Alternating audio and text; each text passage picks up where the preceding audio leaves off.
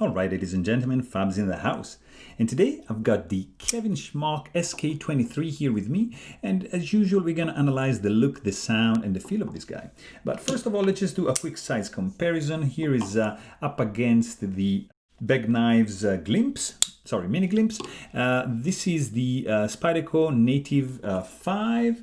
And another classic, here you have the Benchmade 940-1. And right over here, we're gonna see your Spyderco PM3. So you see like a very, very comparable and beautiful EDC-able size for this knife. So let's check out the look of this guy.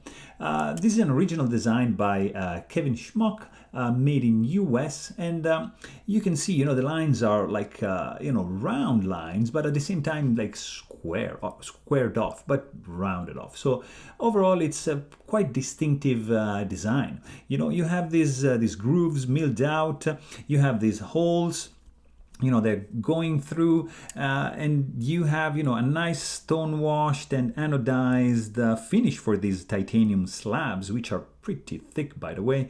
And you have this nice, finish. So they drilled the holes to expose the raw titanium right over there, which is a pretty nice touch. It matches pretty nicely with the pivot screws, the handle screws, and the button for the compression lock. You have, a little bit of weight because there's no skeletonization on the for these scales, and but overall, it's gonna be nice. It has quite some heft to it because it's compact, and I think this translates into quality in this case, even if yes, it's not like the lightest of them all. You've got some nice chamfering going on the edges over here, but there's no chamfering going on the inside. It's not sharp, but it's not chamfered. You have a little bit of jimping going on, like just 3 grooves over here in this quite thick blade. But I like, it's classy. Yeah, it's a nice jimping. It's not the most functional of them all, but it's pretty cool. There is no lanyard hole over here, and the main thing of this knife is that this is a button compression lock. Spyderco is doing a Schmuck version, which is a little bit bigger, and the lock, it's working a little bit different because of the regulations for gravity knives. Because the moment you just release this knife, the blade just falls. Like you can even just push the button and the blade just opens. So they introduced they added a second detent in the Spyderco, which is absent in this one. And I honestly think this one is a little bit more fidgety and more fun to play. This is this one has this flipper tab, which is nicely integrated with the design of the knife, and you don't even think it's a flipper tab, but this is it. So you can just do with a nice light switch, and this guy is gonna fire open. So I wouldn't call it like a front flipper, because usually the front flipper tab should be in this side, so you can flip it from the front, but it's in a different position than you're used to. Like for example, you see, this guy over here, flipper tab is right here to the side, and this is like to the edge up top, so a little bit different. You have, this is a button compression lock, so it's not a button lock. Okay, so this is, you see, there's like this compression lock. Basically, it's like the Spyderco, like your PM3 is the same. It's mounted on the other side, all right? So here with the PM3, you just have to use your finger you have to put your finger into this notch over here and just push the lock into this side towards the scale, and just the blade is gonna just close. Whereas in this guy, they just introduced like a button, which is even better, even easier and faster and safer, because in the PM2 you have an issue which is absent in the PM3. So basically this part of the blade is just gonna contact your finger right over here. So introducing like a button for the compression lock, they're just gonna eliminate that issue 100%. So it's a nice design. I like this one. It's quite strong. I mean, it's not gonna go anywhere. So it gives you like some pretty reliable feel employing this, this kind of lock.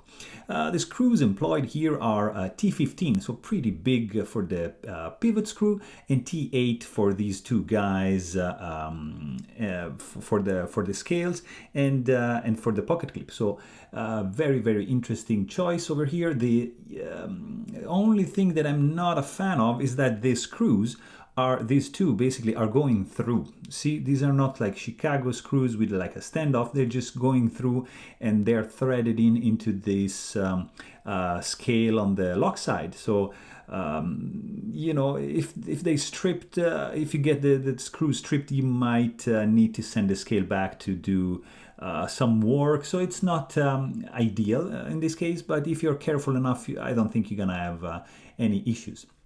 Something really nice also is that the screws are not protruding, so they are completely flush with the scale, and they don't subtract anything from this pretty cool design. It's peculiar. It's somebody might say it's an acquired taste, but I think I like it. You also have a nice titanium anodized backspacer with some jimping, some geared pattern going on, which is gonna add a little bit more weight, but also like it's gonna give some pretty incredible robustness to the overall knife. The pocket clip is quite bland, I have to say. It's stone washed. It's just a flat slab of titanium bent, to have a pretty good functionality, I have to say. The clip ramp is good. Functionally is it's great. I mean, it's like the Sebenza clip. I'm not a fan of, but it works 100%. So this guy is gonna be pretty sticky, and glued into your pocket. So no issues over there. I also like, the fact that there's like these holes around the pivot, so it's like a nice embellishment for the pivot right there. The clip, of course, it's tip up only. It's not reversible, and this guy, it's not ambidextrous. If you check the blade, it has a pretty nice shape. This is a little bit over 3 inches long, and the steel is 3V, so pretty good quality steel. This blade has a two-tone finish.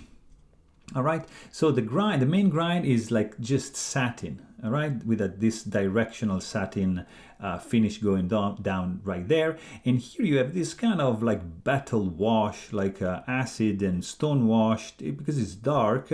And also on the spine has the same finish for this pretty cool Wharncliffe blade. The stock thickness is pretty thick, and but thins down to the point over here in a quite thin way. So very interesting.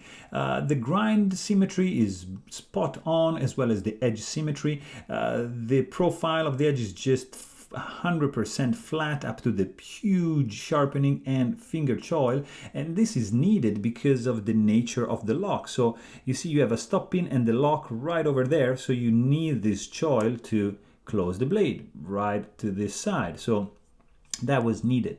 The plunge grind is quite short, because of the huge sharpening choil, and you have a little bit of jimping going on over here, like 3 main grooves, which are gonna give you some, quite some good traction, and you're gonna have some nice friction, with your thumb over here. There's no thumb ramp, but the spine is beautifully crowned, guys. Look at this. It reminds me a little bit of Sebenza, even if Sebenza it's like a thinner stock, but the radius with which they crown the spine, it's quite similar. There is no swedge, no fuller, just a little bit of billboarding going on this side, nothing on this side. So let's check out some sound, because this knife makes a peculiar sound. Hear this.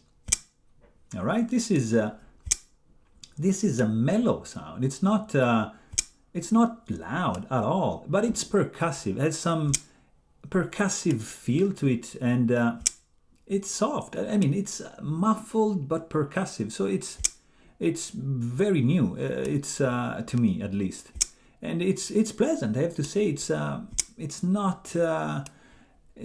you know, it's not obnoxious, and it's very, very interesting. When you close the blade, if you don't release the button on time, the blade is gonna bounce, all right? And it's gonna create this nice and soft resounding clink, all right? But if you just time the button nicely, not like that, but something like, you know what I mean? It's tough to do it on the camera, but you can just stop the blade like this, all right? So it's not gonna bounce, and it's not gonna create more noise than needed. So overall, the sound it's very pleasant. This is very different than this, but overall I like it. Let's see how's the feeling in the handle, because this guy weighs in at 4.5 inches. Compared to the Spyderco one, it's a little bit heavier because the production version is weighing in at 3.7 inches. So this is going to be a little bit heavier in the hand. But regardless, you know, there are no hot spots. There are no sharp edges except for a little bit on the clip right over here. And the jimping, I mean, it's quite functional. It's not like too crazy, and the grip is okay. I mean, if you choke it up like this and use the finger choil, it's gonna be good. You know, you're gonna have just a little bit of hot spot right over here. I wouldn't do much like reverse grip because the handle is gonna be a little bit too short, but for sure you can choke it up and this guy is gonna feel solid. You know, overall the texture, it's smooth, even if it has like this button, this hole, so you feel that there's you know, something going on. But overall, it's going to be nice and smooth. The fit and finish is great, of course. This is a custom knife, so you know, Kevin put some attention to the details in this one, and it's going to be pleasant to, you know, to play with this guy. I don't see any gaps, any flaws in the construction. You know, the blade is pretty dead center to me, and there is no blade play. You know. In the vertical position, it's nicely done, guys. So also the clip, you know, has a good retention. It's the right amount of springiness to it, so it's well designed. But what is nice about this one is the action, because like the feeling when you're gonna open this guy, like you can do two hands, of course, because you have enough relief cut over here to just, you know, pinch it open, or you can just do your like flip, you know, like light switch to flip it open. And because this is running on bearings, it's gonna be smooth, guys. It's you know, there's no finger sore because this is nicely chamfered and rounded off, and it's just like perfectly working with a light switch movement. So you're gonna be happy with this guy because it's fidgety, you know. You can even deploy this one just by really pushing the button, and you see, like that, or just, you know, very gently you can do this movement and this guy is gonna glide open because there's nothing like in between. So you're gonna be pushing the detent all the way down and the blade is gonna just be free spinning. So very, very nice fidgety action right there. The detent strength is a little bit on the light side, nothing too dangerous, but a little bit on the light side, I would say, not too strong. And of course, you know, the blade tip is like deep buried down, like right there, so there's no way you're gonna be able to touch it, so 100% safe. There's no rattling going on when you shake this guy, so it's well put together. And the most satisfying feeling is the closing, you know, when you push the button and this blade just, you know, wants to fall shut like that with this guillotine effect. I think, guys, it's beautiful. It's something like really playful. There's no lock stick whatsoever, but even if there's no detent ball ramp, okay, like here, you don't have like too much of a hard step, you know, in doing this movement. So overall, the action is pretty solid on this one. Not really like much of a detent suction over here, but nonetheless, this guy is gonna, you know, make you happy if you like to fidget also with your knife. So there you have it. Hope you guys enjoyed this video. Thanks for watching and stay tuned.